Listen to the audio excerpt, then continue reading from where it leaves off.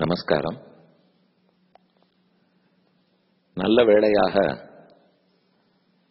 இன்று ஒரு நாள் மழை விட்டபடியால் ஓரளவுக்கு மக்கள் மூச்சு விட்டு இருக்கின்றனர்.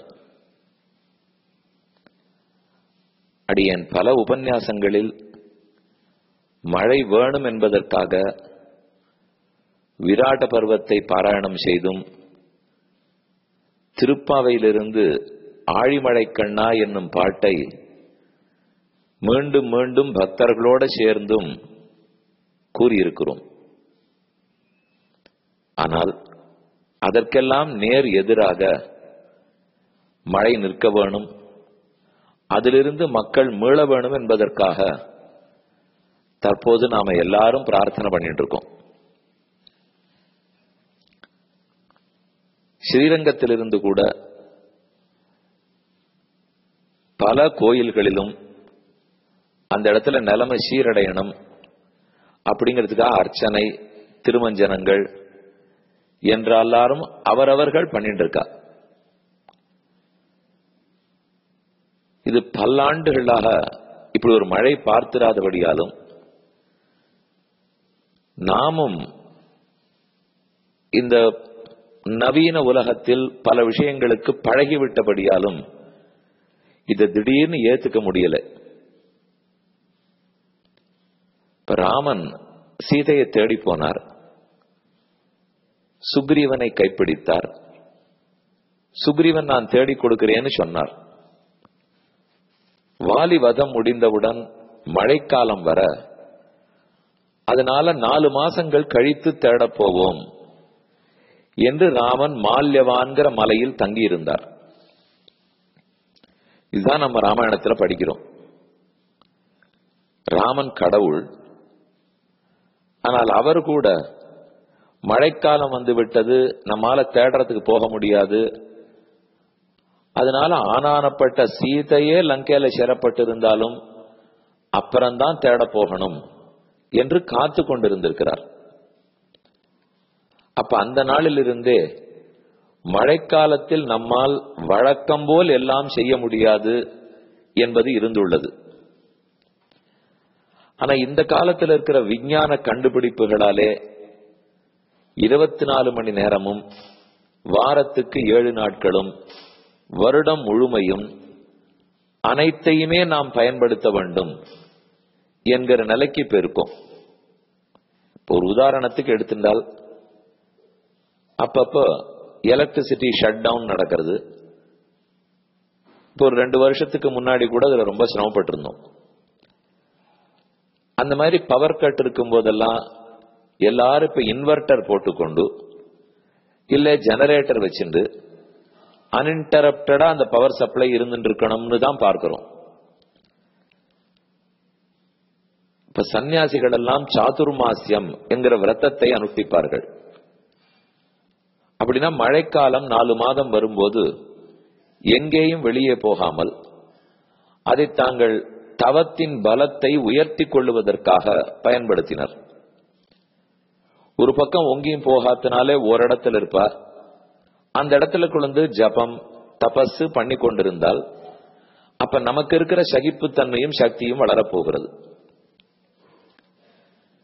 இப்படித்தான் அந்த நாள்ல இருந்து நம்ம பார்த்துன்னு வந்திருக்கோம்.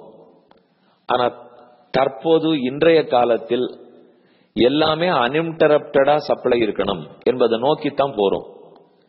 விஞ்ஞானம் வளர்றது போறோம், வாஸ்தவம் தான்.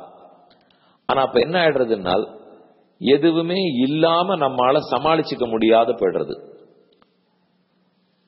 இப்ப வெயில் அடிக்கிறது, ஆமா வேர்த்து வேர்த்து கொட்டுறதுன்னு சொல்றது போக, வெயிலை தடுத்துக் கொள்வதற்காக ஏசி போட்டுட்டோம். தினப்படி இறங்கி போய் காய்கறி வாங்கிட்டு வரணும், அதுக்கு நேரம் வைக்க முடியலங்கிறதுக்காக ஃப்ரிட்ஜ் வாங்கி வச்சு வாரத்துக்கு ஒரு தரம் காய்கறி ஆரம்பிச்சிட்டோம். அப்ப நமக்கு எது இருக்கிறதோ அதை சர்க்கம்மெண்ட் பண்ணி எப்போதும் அதை அனுபவிக்கணுங்கிறதுக்காக பல கண்டுபிடிப்புகள் வருகின்றன. இப்ப அது எதுவுமே ஒர்க் பண்ணாது. எல்லார் வீடுகள்லயும் கிணறு இருந்தது, அந்த கிணத்துலேருந்து தீர்த்தம் எடுத்துருந்தோம். ஓரளவுக்கு இப்பவும் கிணறு இருந்தா தப்பிக்கலாம், அதுக்கு மேலையும் தண்ணீர் மூடி எடுத்துன்னா ஒன்னும் எடுக்க முடியாது. ஆனா பல குளங்கள், ஏரிகள் இவையெல்லாம் சரியா தூர்வாரப்பட்டு அதது கடலுக்கு போய் சேர வேண்டிய வழிமுறைகள் ஒழுங்கா இருந்துட்டால் அப்ப இத போல வருவதற்கு வாய்ப்பு குறையும். என்ன பண்ணாலும் 100 வருஷத்துக்கு ஒரு தடவை இப்படி மழை பெஞ்சதுனால் யாருமே தடுக்க முடியாதுதான். ஆனால் இப்ப நாம என்ன பண்ண முடியும்னால் ஒரு 2-3 விஷயமா பார்ப்போம். ஒன்று, உடனடி செய்ய வேண்டியது ஆறாருக்கு உணவு கொடுக்க முடியுமோ கொடுக்க வேண்டும். ஏன்னா பல பேரும் குழந்தைகளை வச்சுருக்கா, பலரும் வயதானவர்கள் உள்ளனர். அப்ப சுகர் பேஷண்ட்ஸ் இருப்பா, அவர்களால எப்படி தாங்க முடியும்? இன்னொன்னு, சாப்பாடு இல்லை, பசி வந்தால் 10 பறந்துப்போம். உணவு இல்லைன்னாலே கொஞ்சம் அதிக பதட்டம் வந்துடும். இப்ப இது பதட்டப்படாம இருக்க வேண்டிய தருணம். இப்ப போய் நம்ம சாப்பிட்டு இருந்தோம்னா கொஞ்சம் பதட்டம் குறையும், சாப்பிடலைன்னா பதட்டம் கூடிடும்.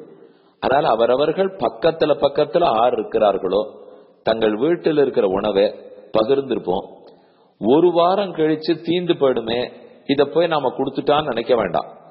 எதுவும் இன்னும் இப்ப 2 நாளைக்குள்ள அநேகமா நிலைமை சீரடைஞ்சிடும் தான் சொல்றா.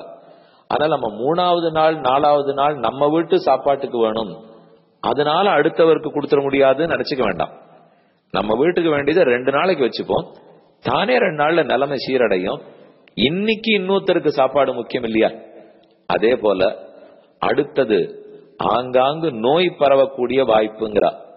எவ்வளவு தூரம் நம்மால உங்க எங்கெங்க வேப்ப மரம் இருக்கோ வேப்பங்கொழுந்து இருந்தால் அதை எடுத்து கொஞ்சம் தெரிஞ்சவர்களை சாப்பிட்டுக்க சொல்லணும். இதுல மறுபடியும் என்ன ஆகுது, யாரெல்லாம் பெரிய பெரிய பிளாட்ஸ்ல இருக்கமோ பெரிய வீடுகள்ல இருக்கமோ மாடியில போயிடுறோம், அந்த மாதிரி பாஷ் லொக்காலிட்டிஸ் எல்லாம் எப்படியாவது அது சரிப்படுத்தி விடுறா. மறுபடியும் சாமானிய ஜனங்களுக்கு தான் ஆபத்து அதிகமா இருக்கு, கஷ்டம் இருக்கு. அவர்கள் தான் வீதியில நிற்க வேண்டியிருக்கு, அவர்களுக்கு தான் நோய்வாய்ப்படுற வாய்ப்பு நிறைய இருக்கு. அதனால அடுத்து நம்ம பார்க்க வேண்டியது நிறைய மருந்து வகைகள் கொடுக்க வேண்டும். இந்த சமயத்துல இயற்கை மருந்து கிடைக்கும். ஏன்னா மருந்து வேணும்னா கடை இருக்குமானே தெரியாது. அதே பக்கத்துல அங்கங்க கொஞ்சம் மூலிகைகளோ தெரிஞ்ச வாழ்கிட்ட பேசுங்க. வேப்ப இலை இருக்கு, வேப்பங்கொழுந்து இருந்தா அதை கொஞ்சம் சாப்பிட்டுட்டோம்னால் கொஞ்சம் எதிர்ப்பு சக்தி நன்னா வளரும். இதை சுகாதாரத்தை நம்ம தான் பார்த்துக்கணும். இன்னொன்னு, இப்ப எப்படியாவது வெளியில போகணும், தண்ணீர் குறைஞ்சதுன்னா வெளியில போகணும்னு முயற்சி செய்வோம். யார் அத்தியாவசியமா போகணுமோ போகட்டும். சற்றே குறைவா சாப்பிட்டுண்டா கூட கொஞ்சம் இருந்த இடத்தில் இருப்பது நலம்.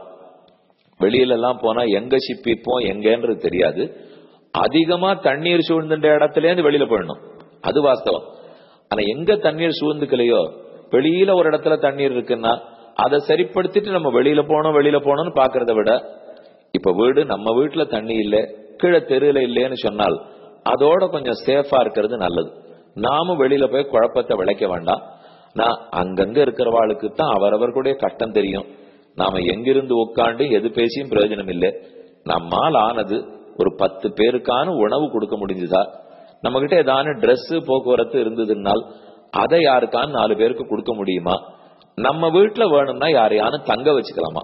யாரான கீழ் வீட்டுல இருக்கா, அந்த வீட்டுல இருக்கா, முடியலன்னு சொன்னால் நம் வீட்டில் தங்க வைத்துக் கொள்ளலாமா? இது வரைக்கும் அவசியம் எல்லாரும் யோசிச்சு மற்ற பேருக்கு உதவணும்னு பிரார்த்திச்சுக்கிறேன். ஆடியோ பிராட்காஸ்டை உங்களுக்காக வழங்குபவர் ஸ்ரீ வேலுக்குடி கிருஷ்ணன் சுவாமி. இந்த ஆடியோ பிராட்காஸ்டை தினமும் உங்கள் மொபைலில் பெற முதலில் 9443219021 என்ற எண்ணை உங்கள் மொபைலில் சேவ் செய்யவும். பிறகு இந்த எண்ணிற்கு ஒரு வாட்ஸ்அப் மெசேஜ் அனுப்பவும். தினந்தோறும் இந்த ஆடியோ பிராட்காஸ்டை கேட்டு மகிழவும்.